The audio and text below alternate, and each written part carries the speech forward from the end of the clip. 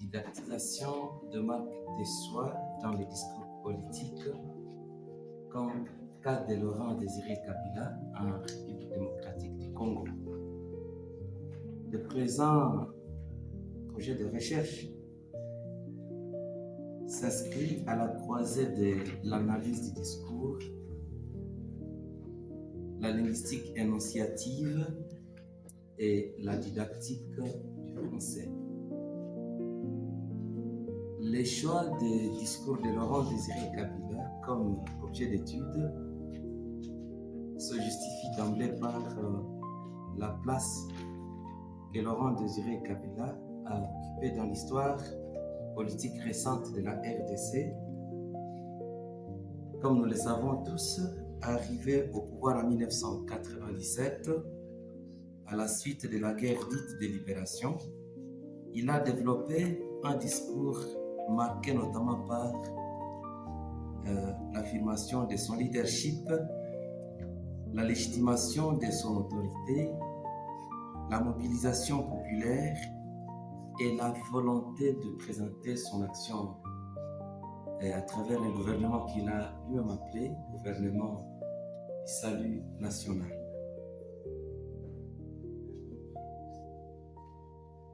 Comme nous le savons, les orateurs ne parlent pas uniquement pour parler, ils s'expriment à travers des procédés rhétoriques, linguistiques et discursifs dans l'optique de convaincre, de captiver et légitimer leur pouvoir. Et donc, Laurent Désiré Kabila ne fait pas l'exception.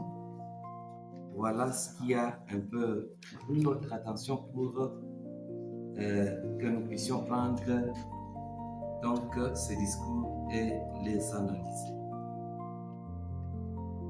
Problématique. La question principale à ce niveau est celle que nous nous sommes posée en ces termes. Comment Laurent Désiré Kabila se met-il en scène et construit-il sa marque de soi dans ses discours? Cette question nous a conduit à d'autres questions subsidiaires spécifiques.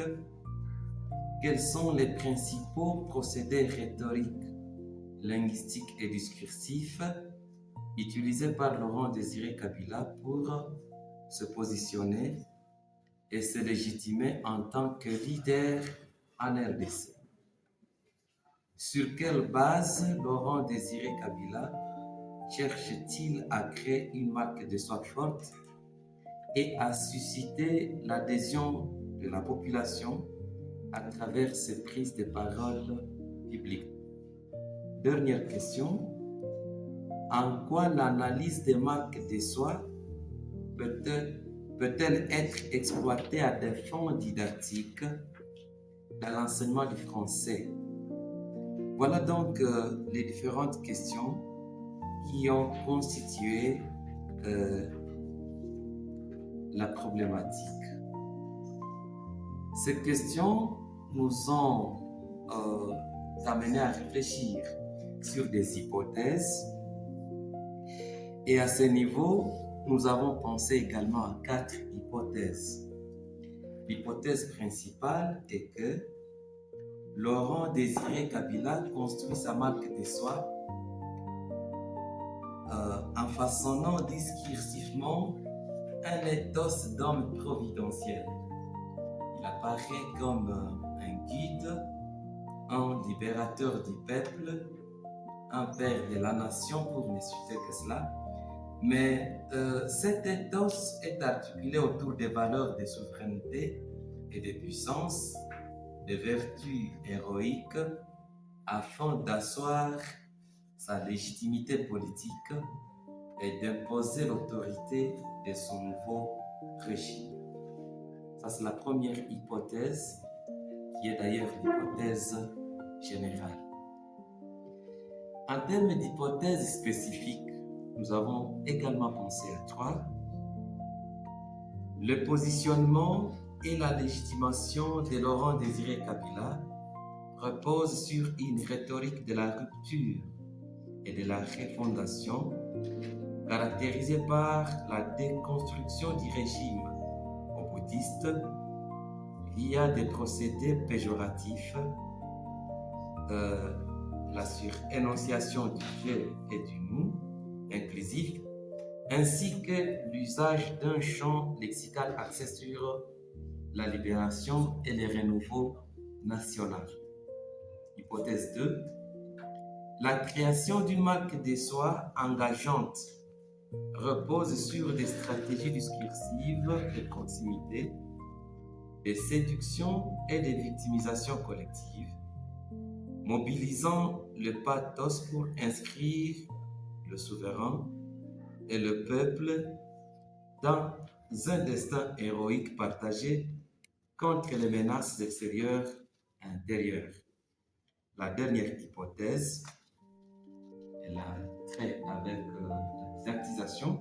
Et si nous avons trouvé que la didactisation de marque de soi à partir du discours politique de Laurent Désiré Kabila offre des supports authentiques, pertinents pour développer chez les apprenants non seulement des compétences de lecture critique et d'analyse, mais aussi des attitudes civiques et patriotiques conformes aux objectifs de l'enseignement du français en République démocratique du Congo. Alors, plusieurs objectifs ont été assignés à ce objectif, dont l'objectif général est d'identifier les différentes facettes de l'ethos valorisé et la manière dont Laurent Désiré Kabila cherche à se légitimer. À cet objectif se joignent trois objectifs spécifiques, à savoir analyser la nature et les types de stratégies linguistiques et stylistiques mobilisées pour créer la spécificité de sa marque de soi et appuyer son positionnement.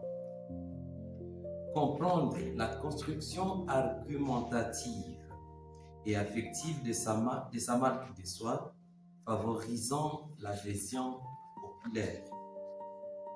Élaborer des pistes didactiques pour l'exploitation de marques de soi en classe de français, en promouvant la lecture critique ainsi que des valeurs civiques, morales, alors patriotiques. Voilà donc les différents objectifs auxquels nous avons pensé dans ce projet.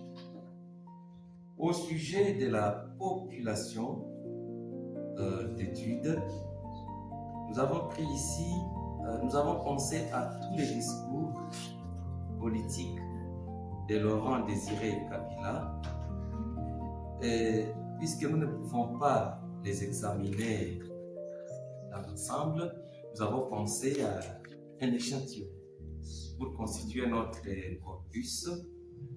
Et le corpus sous examen dans ce travail compte 58 citations issues de 4 discours politiques de Laurent Désiré Kabila, dont les discours prononcés le 29 mai 1997 lors de la prestation des serments de Laurent Désiré Kabila. Ce discours nous fournit 12 citations. Le deuxième discours est celui de décembre 1997, dans un discours prononcé dans la routine des différents chefs d'État dans leurs adresses sur la nation. Le troisième discours est celui du 25 janvier 1998, militaire, policière et coutumière à Bukavu. C'était la première arrivée de Laurent Désiré Kabila pour réconcilier Kinshasa et Bukavu. Et enfin, le quatrième discours est du genre journalistique. Il s'agit d'une interview du 25 novembre 1998, du passage de Laurent Désiré Kabila en Belgique. Voilà donc un peu l'échantillon. Alors, pour aller à bon port, nous avons pensé aux instruments à utiliser. Ici, nous avons pensé exploiter le support audiovisuel et enregistrement.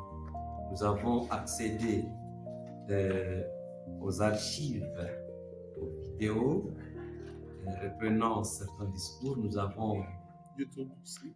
Pardon? YouTube. YouTube. YouTube, oui. Mais nous avons aussi utilisé Vidmet pour prendre quelques vidéos parce que c'est accessible. Mais aussi, nous avons profité d'un passage à Bukavu pour accéder à une vidéo de l'un de ces discours que nous sommes en train d'évoquer. Alors, voilà donc d'une manière passagère, si je ne dois pas toucher les méthodes, il est important que je puisse parler des méthodes que nous pensons utiliser pour chuter. Nous avons pensé à 5 méthodes et des techniques à côté. Nous avons pensé que pour bien chuter ce travail, un projet en cours, nous allons recourir à la méthode rhétorique, donc la rhétorique. Nous allons recourir à la pragmatique, nous allons recourir à la stylistique. Mais puisque nous étudions les marques de soi, il est impératif que nous puissions utiliser l'énonciation, mais aussi la méthode socio-historique pour inscrire les discours dans les contextes qui les ont vus être prononcés. Voilà. Monsieur le Président du jury, Monsieur le membre du jury, je dis et je vous remercie. Merci pour la synthèse d'exposer. La parole à l'évaluateur. Messieurs les maîtres, venez celui-ci.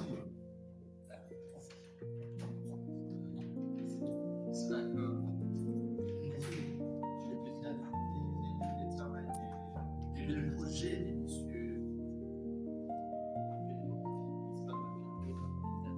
Marpena,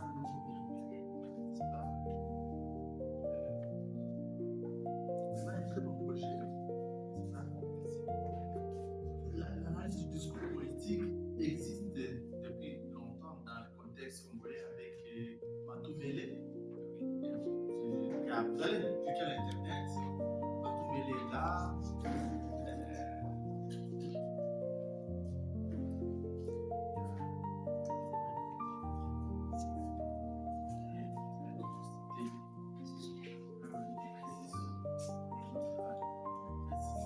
Il y avait des maîtres qui avaient inauguré Moussa Sao, qui avait inauguré, mais les années 80 déjà, n'est-ce pas? Ils avaient inauguré l'analyse des discours politiques. Mais vous dînez, n'est-ce pas? Alors vous venez, n'est-ce pas, y mettre la dose éducative. C'est ça votre apport, votre inauguralité. Et c'est ça la portée de votre travail. J'ai un peu de soucis comme ça, c'est dans la classe.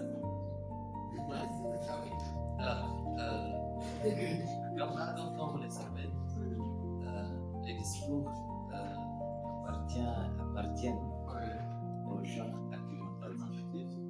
Et donc, nous sommes en train de penser aux classes terminales. D'accord. C'est très bien. C'est déjà vraiment intéressant. Les corpus est présent, je l'ai vu.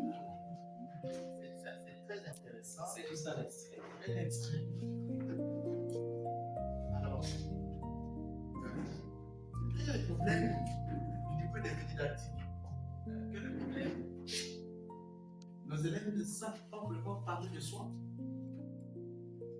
Merci beaucoup. Oui. Nous avons pensé à 2 problèmes. Oui. Le premier, c'est vraiment un problème didactique. Oui. Le deuxième, c'est... Mais si vous pouvez nous expliquer, j'ai tout premier problème didactique. Donc, du point de vue didactique, nos apprenants peuvent utiliser le manuel de soi sans les savoir. Donc, cela soit utilisé avec prise de conscience. Deuxième chose, nous avons remarqué que quand il faut parler de Laurent Désiré Kabila au niveau de classe, on le fait rarement et superficiel. Ce qui ne donne pas aux apprenants de développer l'aspect civique et moral contenu dans les énoncés que nous avons dit. Ça, c'est le premier problème. Mais aussi, si vous allez dans la partie intérieure de ce travail, vous allez remarquer que ce projet, une fois réussi avec votre accompagnement, il n'est pas seulement utile aux apprenants, il est aussi utile aux enseignants. Là sont les enseignants. D'ailleurs, sont les enseignants qui enseignent des discours comme texte. Ils sont vraiment rares. Donc ça, c'est un souci. Le deuxième, et ceux qui l'enseignent n'exploitent pas les marques de soi. Donc cela, c'est résolu. Ça, c'est le premier problème. Merci. Le deuxième, je sais, je comprends déjà. C'est ça. En fait, quand on est dans les marques de soi, c'est le ethos. C'est le ethos. Ici, nous voulons vraiment améliorer la qualité de votre travail. Nous, la méthodologie, je souhaiterais que vous élaguiez la pratique. Prenez seulement l'énonciation. Ça va, l'énonciation. Justement, l'énonciation va balayer ce que vous appelez la méthode socio-historique. Ça n'existe pas. Ça va, ça n'existe pas comme méthode. Chez nous, ça n'existe pas. Déjà, le contexte socio-historique est évoqué dans l'énonciation avec, n'est-ce pas, les indices temporels, n'est-ce pas, les déictiques, voilà, les déictiques spatio-temporels. Ça va? Alors, qu'est-ce qu'il faut dire? Alors, l'autre méthode, vous avez parlé de la méthode rhétorique. C'est la néo-rhétorique. La néo-rhétorique s'appelle aussi l'argumentation. Ça va? L'argumentation, vous allez lire Ruth Ormsty, n'est-ce pas, Ruth Ormsty, qui évoque beaucoup, l'ethos. Ça va, l'ethos, c'est un travail de cet académie, n'est-ce pas, mais vraiment des lectures de Chardot, ainsi que Ruth Ormsty. Mais je suis marqué par la qualité de votre travail, votre projet. Oui. Bien évidemment, notre souhait est qu'il aboutisse, ce projet aboutisse. En fait, nous-mêmes, nous ne répondons pas. Parce que nous sommes en train de réaliser Chaque jour. Et on apprend chaque jour. Alors, une grande recommandation, chers amis, peut-être là-dessus aux autres. Lisez plus les articles. Les articles sur le net. C'est vrai, vous pouvez lire des thèses pour apprendre la méthodologie. Mais les articles sont plus concis et précis. Et ça donne une vue globale. C'est synthétique. Il y a beaucoup d'articles sur le net. Beaucoup. Il faut les lire. Ça étoffe votre perception des choses. Et ça enrichit, ça nourrit même votre... Ça étanche souvent votre soif. C'est ça. Voilà, alors je vous souhaite, n'est-ce pas, chers futurs collègues, je vous souhaite, n'est-ce pas, un bon parcours. Merci.